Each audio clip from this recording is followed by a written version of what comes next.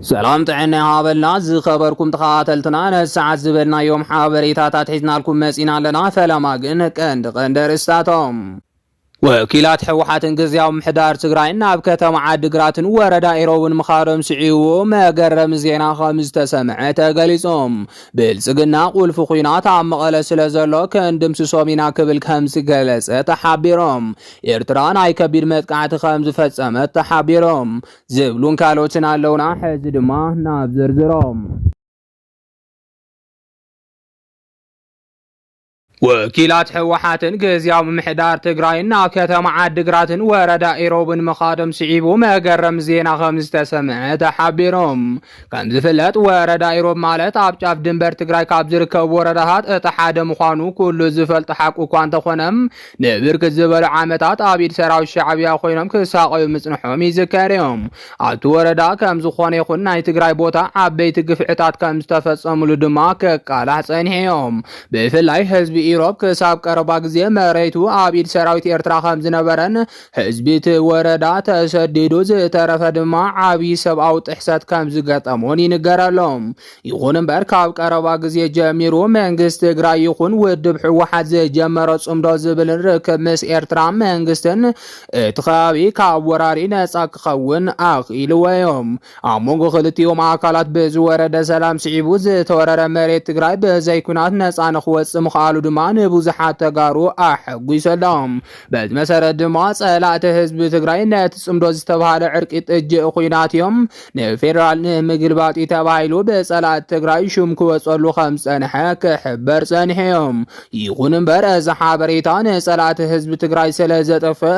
ተቃውሞ በዚሕዎ እምበር ንህዝቢ ትግራይ ስትራቴጂክ ጥቕሚ ከም ዘለዎን ካብቲ ቅድሚ ሕዚ ዝነበረ 360 ዲግሪ ክባዘድሕንን ምዃኑ ይንገረሎም ናይ ዝዋና ኣብነት ድማ ህዝቢ ትግራይ ብርክት ዝበሉ ተወሪሮም ዝነበሩ መሬቱ በፍጹምዶ ዝብርክብ ህዝቢ ትግራይን ኤርትራን ዝተጀመረ ስርዓተ ዕርቅም ናጻ ክወጸሉ ክኢሎም ስለዚህ ድማ በዛይ ዝኾነ ይኹን ደም መፍሳስ እቲ ተወሲዱ ዝነበረ መሬት ትግራይ ናጻ ሙጹእ ስዒቡ ብርክት ዝበሉ ተጋሩ እቲ ህዝቢ ዘራኽብን ዝበልዎ ዝተጀመረ ጽምዶ ክድግፍዎ ጸኒሖም እዮም ካብዚኣተን ሓንቲ ተጠቃሚት ዝኾነት ወረዳ ድማ ሓንቲ ወረዳ ኢሮብ ትርከባ ኮይናም በቲ ጽምዶ ምኽንያት ዝተገበረ ስምምዕ ናጻ ካብ እትወፅእ ብዙሕ ግዜ ኣቑፂራላ እዚ ስዒቡ እውን ህዝብታት ትግራይን ኤርትራን ዝጀመርዎ ጽምዶ ንብዙሓት ሰላም ደለይቲ ወገን ተስፋ ዝሃበ ከም ዝኾነ ይንገረሎም ሎሚ ድማ ድሮ እቲ ከባቢ ነፃ ኮይኑ ካሊእ መንግስቲ ትግራይን ውድብ ሕወሓትን ናብ ወረዳ ኢሮብ ተጓዒዞም ሃይማኖታዊ በዓል መስቀል ምኽንያት ብምግባር ምስ ህዝቢ ከባቢ ምይጥ ከም ዝገበሩ ተሓቢሮሎም ወኪላት ሕወሓትን ግዝያዊ ምሕዳር ትግራይን ናብ ከተማ ዓዲግራትን ወረዳ ኢሮብን ምኻዶም ስዒቦም መገረም ዜና ከም ዝተሰምዐ ድማ ተሓቢሮሎም ከም ዝፍለጥ ወረዳ ኢሮብ ማለት ኣብ ጫፍ ድንበር ትግራይ ካብ ዝርከቡ ወረዳ እቲ ሓደ ምዃኑ ኩሉ ዝፈልጥ ሓቂ እኳ እንተኾነም ንብርክት ዝበሉ ዓመታት ኣብ ኢድ ሰራዊት ሻዕብያ ኮይኖም ክሳቀዩ ምጽንሖም ይዝከር እዮም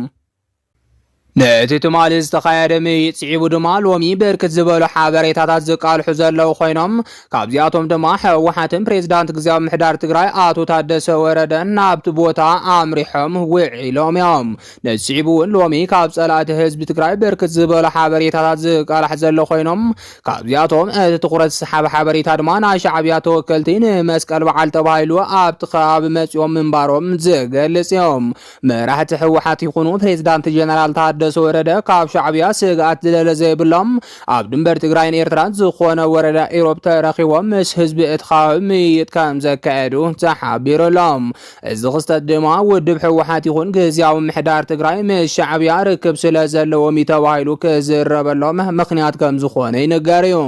ምክንያቱ ድማ ሰራዊት ኤርትራ ናይ ሻዕብያ ናይ ድሕነት ኣካላትን ይንቀሳቐስዎ ተባሂሉ ዝነገረሉ ወሰናወሰን ትግራይ ዝኾነ ወረዳ ኢሮብ እቶም ኣመራርሓ ትግራይ ናብኡ ምኻዶም ስዒቦም ነስዒቡ እውን ብርክት ዝበሉ ጸላእቲ ህዝቢ ትግራይ ኣብ ወረዳ ኢሮብን መስቀል ዓጋመን ምስ ሻዕብያ ተወከልቲ እውን ተረኺቦም እዮም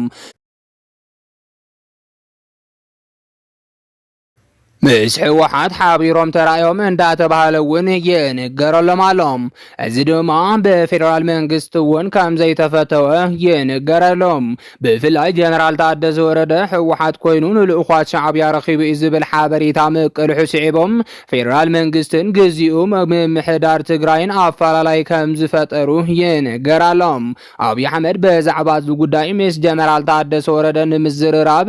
ናብ ናይ ግሊ ስልኩ ደው ኢሉ ከም ዝነበረ ይንገረሎም። እዚ ሓበሬታ ድማ ፌደራል መንግስቲ ክንደይ ዝኣክል ብሕወሓትን ሻዕብያን ሰጊኡ ከም ዘሎ ዘመላኽት ይኽብሉ ብርክት ዝበሉ ወገናት ይገልጹሎም። ይኹን እምበር እቲ ዝነበረ ጻንሒት ኣመልኪቱ ድምፂ ወያነ ትግራይ ኣብ ዘቃልሖ ሓበሬታ ድማ ፕሬዚዳንት ግዚያዊ ምሕዳር ትግራይ ሌተናንት ጀነራል ታደሰ ወረደ ኣብ ወረዳ ኢሮብ ከተማ ዓሌተና ተረኺቡ ከም ዝተመያየጠ ኣቃልሕዮም። ሓበሬታ ድምፂ ወያነ ትግራይ ከም ዝስዕብ ጌርና ኣቕሪብናዮ ኣለና። ህዝቢ ትግራይ ቀዳማይ ሕሪኡ ሰላም እዩ፣ ህዝቢ ኢሮብ እውን ዝያዳ ሰላም ይጠልብ ዝበለ ጀነራል ታደሰ ወረደ ህዝቢ ኢሮብ ምእንተ ህልውኑ ብዙሕ መስዋዕቲ ዝኸፈለን ሕዚ እውን ገዳይ ብዙሓት ፀገማት ዝኾነን ብተደጋጋሚ ገዳይ ኩናት ዝኾነን ኣብ ኣፀጋሚ መልክዓ ምድራዊ ኣቀማምጣ ዘሎን ህዝቢ እዩ ብምባል ፕሬዚዳንት ታደሰ ወረደ ከም ኩሉ ትግራዋይ ቀዳማይ ሕሪኡ ሰላም እዩ፣ ህዝቢ ኢሮብ ዝያዳ ሰላም ይጠልብ ኢሎም። ወረዳ ኢሮብ ኣንጻር ወፃዓታት ዝቃለሱ ዝነበሩ ውድባት ዝተመስረተሉ ታሪኻዊ ከባቢ ምዃኑ ዘዘከረ ጀነራል ታደሰ ወረደ ኣብ እዋን ዕጥቃዊ ቃልሲ ይኹን ኣብ ናይ ቀረባ ግዜ ወራር ፅንተት ደቁ ኣሰሊፉን ዕጡቕ ሰንበት ወዲቦን መኪትዮም። ኣብ እዋን ኢትዮ ኤርትራ ይኹን ወራር ፅንተት ብዙሓት በደላት ዝበፅሖን ሓደጋ ህልውና ክገጥሞ ዝተገበረ ህዝቢ እውን ክብል ይገልጽ። ህዝቢ ኢሮብ ኣብ ዶብ ምስ ኤርትራ ዘጎራበት ስለ ዝኾነ ሰላማዊ ርክብ ክህልዎ ካሊእ ፀገማት ከይፍጠር ድማ ምስ ፌደራል ኮንካ ክስራሕ ይግባእ ክብል ሓቢሩ እዮም። ብልጽግና ቁልፊ ኩናት ኣብ መቐለ ስለ ዘሎ ክንድምስሶም ኢና ክብል ከም ዝገለጸ ተሓቢሮም። ስርዓት ብልጽግና ኦሮሞ ኣብ ልዕሊ ህዝቢ ትግራይ ዳግማይ ኩናት ንምጅማር ምድላዋት ይገብር ከም ዘሎ እናተገለጸ ጸኒሖም። ብልጽግና ኦሮሞ ኣብ ልዕሊ ህዝቢ ትግራይ ዳግማይ ጦርነት ምኽፋት ዝደለየሉ ቀንዲ ምክንያት ሕወሓት ንምጥፋእ ከም ዝኾነ ፍልፍላት 4 ኪሎ ይሕብሮም። እቶም ፍልፍላት ወሲኾም ከም ዝገለጽዎ ብልጽግና ኦሮሞ ሕወሓት እንተዘየጥፍያ ኣብ ዝኾነ ግዜ ናብ 4 ኪሎ መሊሳ ስልጣነይ ክትምንጥለኒኣ ዝብል ከቢድ ጭንቀት ከም ዘለዎ ተገሊጾም። ስለዚ ድማ መራሕቲ ብልጽግና ደቂሶም ንኸሓድሩም ሕወሓት እትበሃል ውድብ ክትጠፍእ ኣለዋ ዝብል ውሳነ ከም ዝተወሰነ ዝረኸብናዮ ምስጢራዊ ሓበሬታ የረድም። እዚ ከምዚ ኢሉ እናሃለወ ተወካሊ ህግደፍን ተወካሊ ኣሜሪካን ኣብ ኣሜሪካ ተራኺቦም ንምዝታይ ቆፀሮ ከም ዝሓዙ እናተገለጸ ይርከብ። ዋና ኣጀንዳ እቲ ኣብ መንጎኦም ዝካየድ ዘተ ድማ ኣብ መንጎ ኢትዮጵያን ኤርትራን ተኣጉዱ ዘሎ ኩናት ብዝምልከት ከም ዝኾነ ተገሊጾም። ፍልፍላት ከም ዝሕብርዎ ኣሜሪካ ኢትዮጵያ ወደብ ዓሰብ ንምቁጻር እትወስዶ ዘላ ወተሃደራዊ ስጉምቲ ከም ዘይትድግፎ ተፈሊጦም። ብመሰረት ሓበሬታ እቶም ፍልፍላት ኣሜሪካ እቲ ኩናት ኣይድግፎን ኢላ እኳ እንተገለጸት እቲ መርገጽ ኣሜሪካ ብዕሊ ዝፍለጥ ግን ድሕሪ ዘተ ተወካሊ ኤርትራን ተወካሊ ኣሜሪካን ከም ዝኾነ ተገሊጾም። እዚ ከምዚ ኢሉ እናሃለወ በዓል ስልጣን ብልጽግና ማሕበረሰብ ዓለም ኢትዮጵያ ወደብ ሓይሊ ንምውሳድ ጦርነት ትኸፍት ኣላ እኳ እንተበለም ኢትዮጵያ ጦርነት ትኸፍት ዘላ ግን ኣብ መቐለ ዝመሸገ ጉጅለ ንምጥፋእ እዩ ክብል ከም ዝገለጸ ተሓቢሮም። እቲ በዓል ስልጣን ብልጽግና ወሲኹ ከም ዝሓበሮም ንመራሕቲ ሕወሓት ኣባላት እቲ ኣኽራሪ ጉጅለ እናበለ ኣብቲ ንዓለም ዝዘርግሖ ጽሑፍ ዝገለጸ እንትኸውን ኣብ መቐለ ዝርከብ ጉጅለ ንምጥፋእ ኣብ ንኸዶም መቃጥቃዕቲ ንእግረ መንገድና ወደብ ዓሰብ እውን ኣብ ትሕቲ ቁፅር ክነውዕል ኢና ክብል ገሊጾም። ባጫ ደበሌ ከምዚ ዓይነት አንጻር ትግራይ ዝኾነ ጽሑፍን ትጽሕፍን ንግግርን ትገብርን ናይ መጀመርያ ከም ዘይኮነን ቀደም ክብል እውን አንጻር ህዝቢ ትግራይ ታሪኽ ቅረጽ ዘይብሎም ንግግራት ከም ዝተናገረ ጽሑፋት ከም ዘካፈለን ዝፍለጥ እዮም። ስለዚ ድማ ብልጽግና ኦሮሞ ኢትዮጵያ ኣብ ልዕሊ ኤርትራ ወራር ተካይዳላ ዝብል ኣጀንዳ ብሓያላት ሃገራት ዓብዪ ኣጀንዳ ስለ ዝኾነን ሓያላት ሃገራት ድማ ኣብ ቀርኒ ኣፍሪካ ተወሳኺ ጦርነት ክኽፈት ስለ ዘይደልያን እቲ ጦርነት ኣንፈት ብምቕያር ናብ መቐለ ዙሮ ከም ዘሎ ተገሊጾም።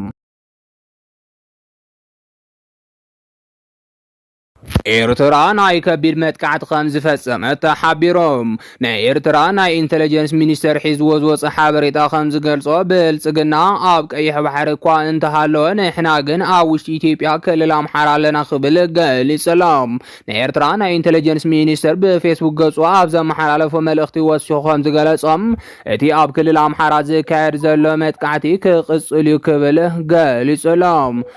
ነዚ ጽሑፍ ሚኒስትሪ ኢንተለጀንስ ኤርትራ ስዒቡ ድማ ጀነራልን ድሕነትን ኤርትራ ነቲ ኣብ ክልል ኣምሓራ ዝካየድ ዘሎ ደማዊ ውግኢ መርሒ ከም ዘሎ እናተገለጸ ይርከብ። ቅድም ክብል እውን ስርዓት 4 ኪሎ ኤርትራ ነቲ ኣብ ክልል ኣምሓራ ዝካየድ ዘሎ ኩናት ተመርሐላ ክብል ክገልጽ ከም ዝጸንሐ ዝፍለጥ እዮም። ብተመሳሳሊ መንገዲ ስርዓት 4 ኪሎ ጀነራል ምግበይ ንሓይልታት ፋኖ ይድግፍ ኣሎ ብዝብል ክስታት ከቕርብ ከም ዝጸንሐ ዝፍለጥ እዮም።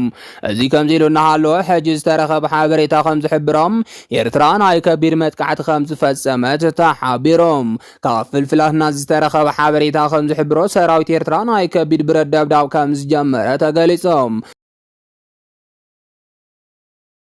بمسارات تسترخب حبريتا تدبدب زكاير زلو بجنبار بوري كام زخونة تغاليصوم زاغيد بزل حبريتا مسارات دما سراويت بلصغنا بتدبدب او كبد ጭንቀት كام زلون ابي احمد ون مس وتحدراو مكوناتو اب عصو اخيبات قميطو كام زلون زرخبنايو حبريتا يردم سرعت بلصغنا ودب عسب نمقصار سراويت ያጸግዕለኹ ሙሉ ኤርትራን ምቁጻር ከለተ መዓልት ጥራሕ የንዘ አኽላና እና በለን ተጸንሐቋም ሕጂ ግን ከቢድ ፈተና ከም ዘጋጠሞ ፍልፍላት ካብ ክልል ዓፋር ሓቢሮም እዮም ዝኸበርኩም ተኸታተልትና ነሰዓት ዝበልናዮም ሓበሬታታት ነዚኦም ይመስሉ ነይሮም ንምክትታልኩም ካብ ልብነ መስገን